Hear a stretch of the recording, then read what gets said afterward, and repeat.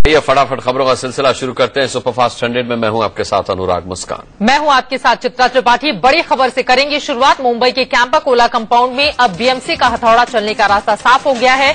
Compound के अवैध flat के मालिकों ने ऐलान किया है कि वो बीएमसी का सहयोग करेंगे।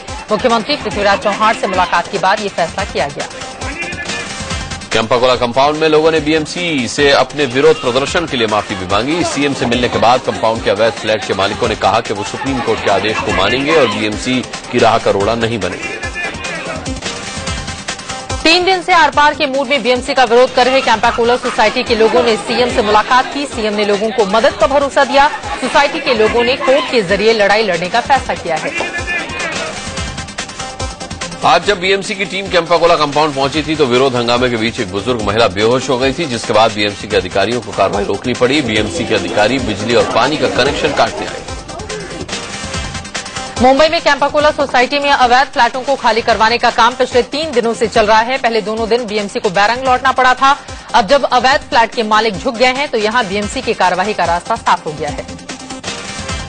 दिल्ली में कांग्रेस ने मोदी सरकार के खिलाफ हल्ला बोला। कांग्रेस नेता अरविंदर सिंह लवली की अगुवाई में कार्यकर्ताओं ने मोदी सरकार का पुतला फूंका। इन लोगों ने रेल किराए में हुई बढ़ोतरी और बिजली पानी के संकट पर सरकार को घेरा। वहीं कांग्रेस ने पानी की परेशानी से जूझ रही राजधानी की जनता की आवाज भी उठाई। महिला कार्यकर्ताओं ने हाथों में मटका लेकर प्रदर्शन किया। प्रदर्शनकारियों ने बीजेपी हाय हाय के साथ केजरीवाल मुर्दाबाद के नारे भी लगाए।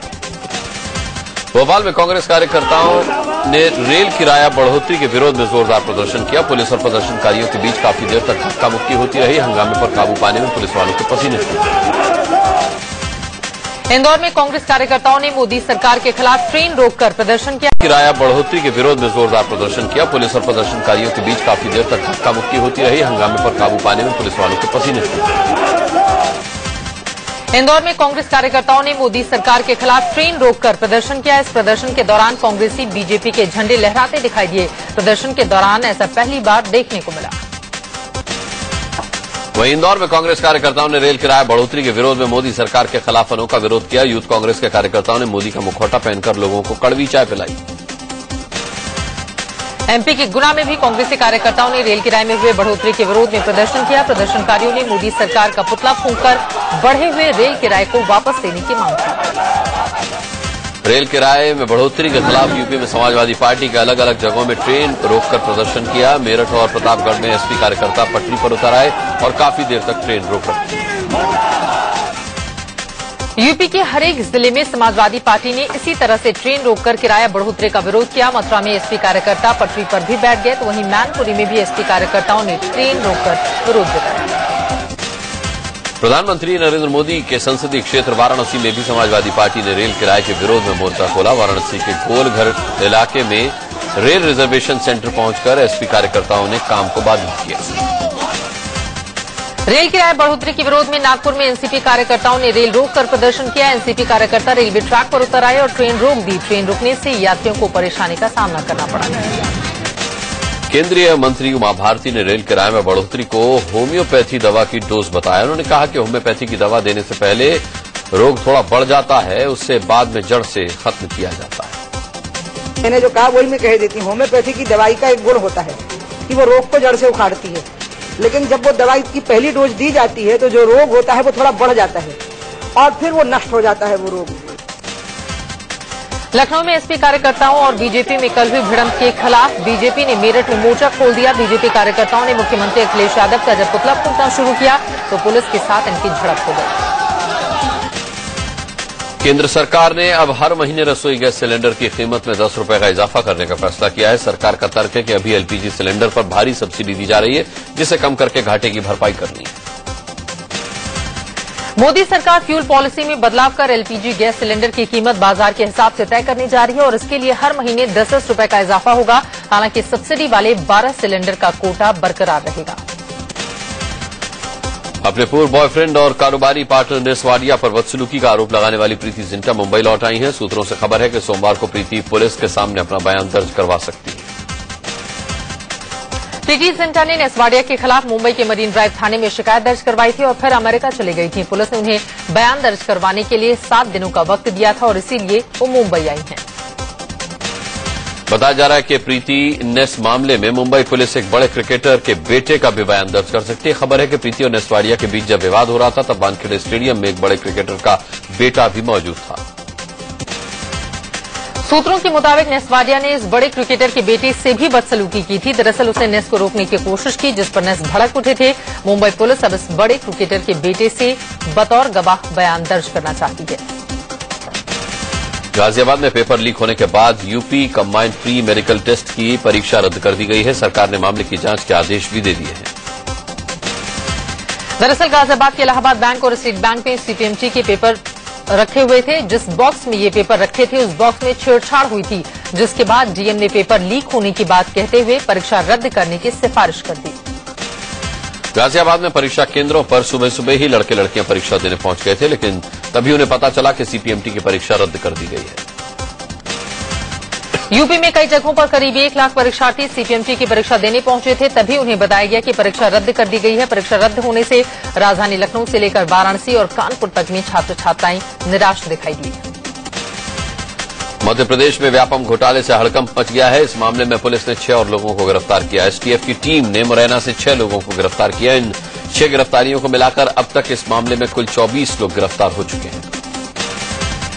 व्यापम घोटाले की आंच सीएम शिवराज सिंह के परिवार तक पहुंच गई है। कांग्रेस प्रवक्ता के मिश्रा ने आरोप लगाया है कि ट्रांसपोर्ट डिपार्टमेंट में 19 ऐसे लोगों की भर्ती हुई जो सीएम शिवराज सिंह की पत्नी साधना सिंह के रिश्तेदार हैं। निरीक्षक की जो एग्जाम हुई थी उसमें 19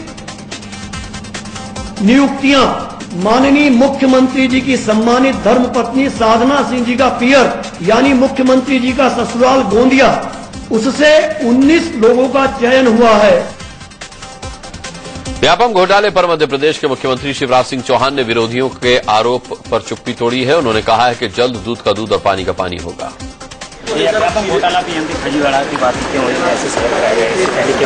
ऐसे दूध और पानी का पानी होगा। इससे पहले कल मध्य प्रदेश के व्यापम घोटाले में कांग्रेस ने केंद्रीय मंत्री उमा भारती का नाम उछाला। भोपाल में मध्य प्रदेश कांग्रेस के प्रवक्ता के मिश्रा ने आरोप लगाया है कि संविदा शिक्षकों की 15 नियुक्तियां उमा भारती की सिफारिश पर की गई हैं। देश की काबीना मंत्री और गंगा की सफाई की जिम्मेवार उमा भारती जी ने भी करीब 12 से 15 लोगों के एडमिशन फर्जी तरीके से करवाए हैं। व्यापम घोटाले को लेकर केंद्रीय मंत्री उमा भारती ने कांग्रेस पर पलटवार किया है। उमा ने प्रेस नोट जारी करके कहा कि कांग्रेस गंदी राजनीति कर रही है। कांग्रेस महासचिव दिग्विजय सिंह ने भी व्यापम घोटाले को लेकर शिवराज सरकार को कटघरे में खड़ा किया है। दिग्विजय सिंह ने कहा कि इस घोटाले में 3 और मंत्री शामिल हैं।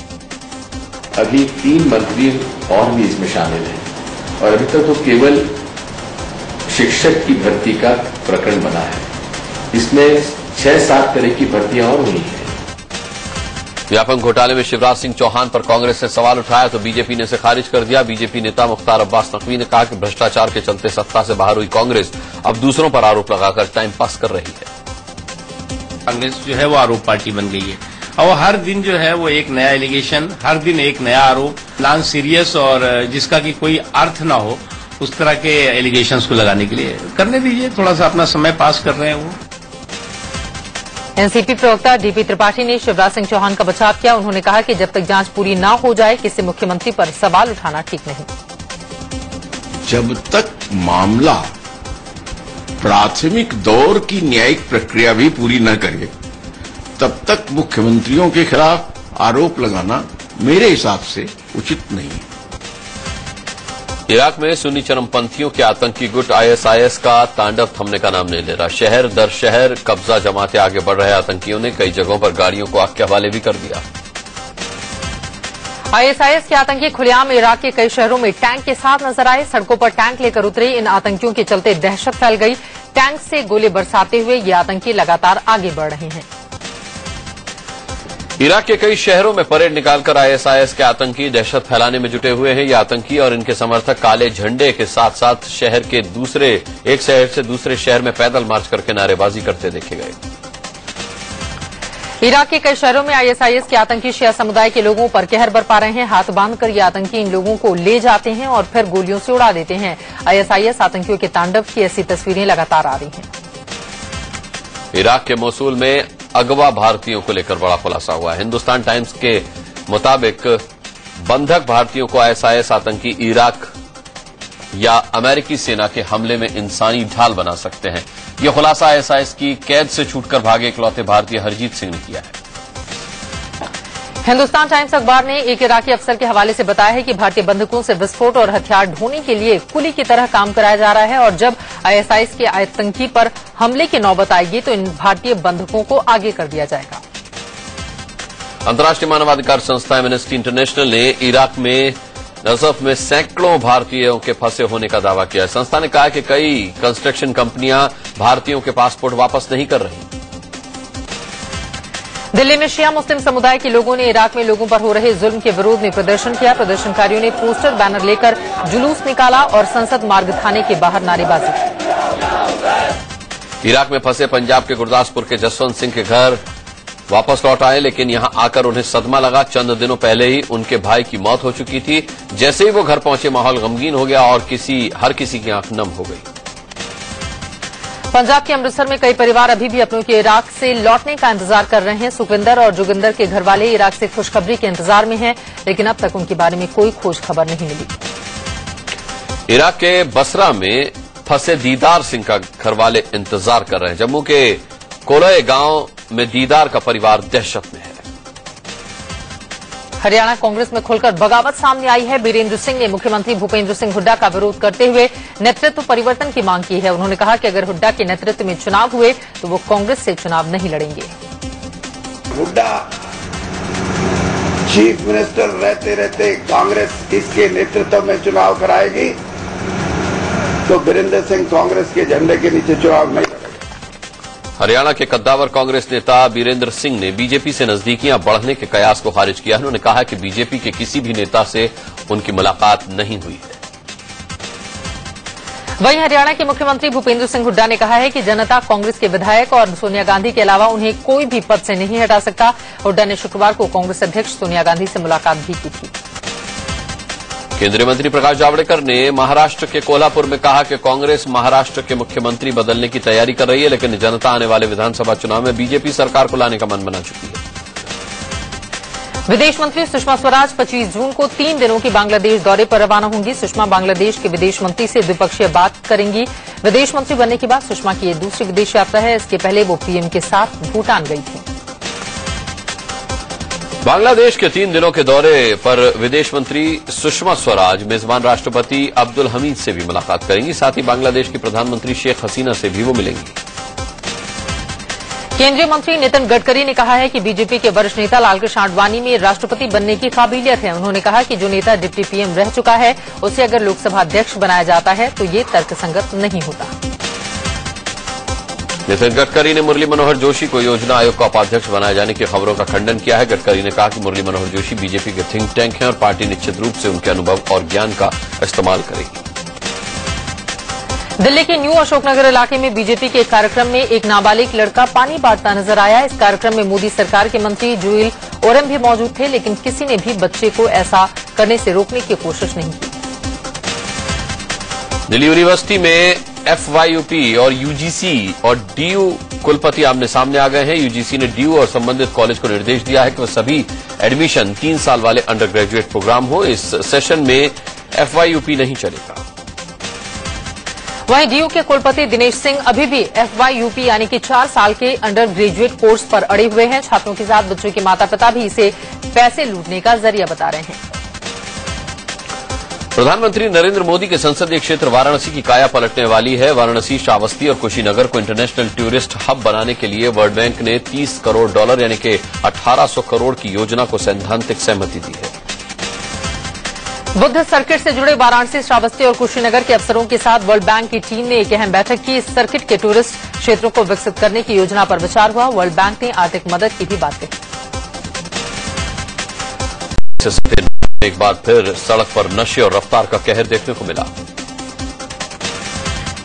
कार दिल्ली से नोएडा जा रही थी। डीएनडी फ्लाईओवर पर अचानक उसका संतुलन बिगड़ गया। झारखंड के बोकारो में एक बड़ा ट्रेन हादसा टल गया। चंद्रापुर मुरी पैसेंजर ट्रेन का इंजन पहले पटरी से उतरा, उसके बाद ट्रेन की 7 बोगियां भी पटरी से उतर गई। जिस समय ट्रेन हादसा हुआ उस समय सामने से दूसरी ट्रेन हटिया पटना एक्सप्रेस आ रही थी, लेकिन ड्राइवर ने सूझबूझ दिखाते हुए सामने से आ रही ट्रेन के ड्राइवर को खतरे का संकेत दे दिया था। यूपी में कुशीनगर में बैंड पार्टी की गाड़ी बेकाबू होकर पलट गई। हादसे में एक शख्स की मौत हो गई। दिल्ली के जहांगीरपुरी मेट्रो स्टेशन के पास सड़क हादसे पर जमकर हंगामा हुआ। यहां बेकाबू डीटीसी बस ने एक स्कूटर सवार को कुचल दिया। बिहार के हाजीपुर में लोगों ने रेल मुख्यालय से सटे रेलवे क्रॉसिंग पर ओवरब्रिज नहीं होने की वजह से आगजनी करके सड़क जाम की।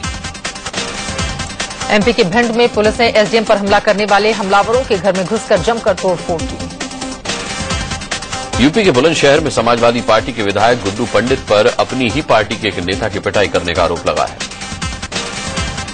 एसपी नेता संजय शर्मा का कहना है कि उन्होंने विधायक गुड्डू पंडित की शिकायत मंत्री शिवपाल सिंह यादव से कर दी थी।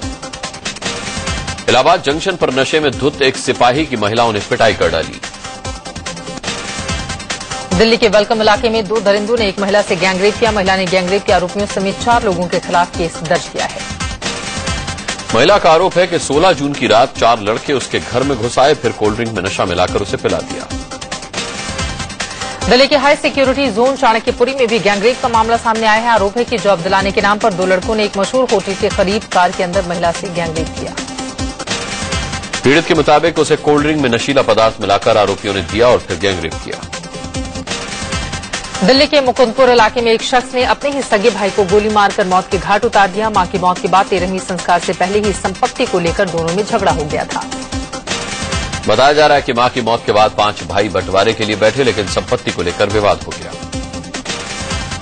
दिल्ली के आदर्श नगर इलाके में डबल मर्डर से सनसनी फैल गई, जहां एक शख्स ने घरेलू कलह में अपनी पत्नी और 2.5 साल की बेटी की गला दबाकर हत्या कर दी। पुलिस ने आरोपी को गिरफ्तार कर लिया। सेंट्रल दिल्ली के रणजीत सिंह फ्लाईओवर के नीचे रेलवे ट्रैक पर एक नवजात बच्ची की लाश मिलने से सनसनी फैल गई। दिल्ली के चाचा नेहरू अस्पताल में डॉक्टर की लापरवाही से बच्चे की मौत का मामला सामने आया है। एक शख्स अपने 4 साल की बच्चे को इलाज के लिए लेकर आया था। आरोप है कि डॉक्टर ने जांच के नाम पर उसे इधर उधर दौड़ाया, जिससे बच्चे की मौत हो गई। यूपी के गाजीपुर में डबल मर्डर से हड़कंप मच गया। बदमाशों ने अपने ट्यूबवेल पर सो रहे 2 किसानों की गला काटकर हत्या कर दी। लखनऊ में बदमाशों ने दिन दहाड़े एक शख्स को गोली मार दी। पुलिस मामले की जांच कर रही है। राजस्थान के झालावाड़ में एक थानेदार पर रेप का आरोप लगा है। मध्य प्रदेश के भिंड में टोल नाके पर एक थाना प्रभारी की गुंडागर्दी देखने को मिली। टोल टैक्स मांगने पर थाना प्रभारी ने अपने साथियों के साथ मिलकर कर्मचारी की जमकर पिटाई कर दी। लोहरदगा में सीआरपीएफ की टीम ने छापेमारी करके भारी मात्रा में हथियार और विस्फोटक बरामद किए हैं। गुजरात के जामनगर में 370 फीट गहरे बोरवेल में गिरने से 4 साल के बच्चे की मौत हो गई। तपती गर्मी में हुई झमाझम बारिश से ताजनगरी आगरा में मौसम खुशगवार हो गया है। दिल्ली में मानसून तय समय से पहले दस्तक दे सकता है। एक प्राइवेट वेदर फोरकास्टिंग कंपनी का दावा है कि दिल्ली में 24-25 जून को मानसून आ सकता है। दरअसल पहले दिल्ली में 28 जून को मानसून के दस्तक देने की खबरें आई थी।